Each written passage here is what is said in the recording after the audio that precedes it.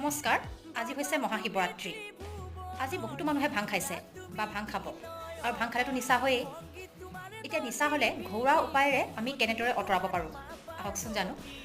আমি জানো যে পানীয়ে শৰীৰ ডিটক্স কৰাত সহায় কৰে, গতিকে যিমান পাৰি সিমান আমি কুহুমীয়া গৰম পানী খাবলৈ চেষ্টা কৰিব লাগে।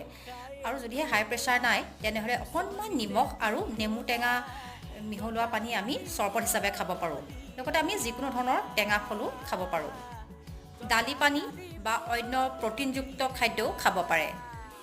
ঠাণ্ডা পানীৰে গা ধুলে বা মুখখন ভালকৈ পৰিষ্কাৰ কৰি ধুলে আপুনি উপকাৰ পাব। ইলাচি বা আদা দিয়া চাহ খাওক।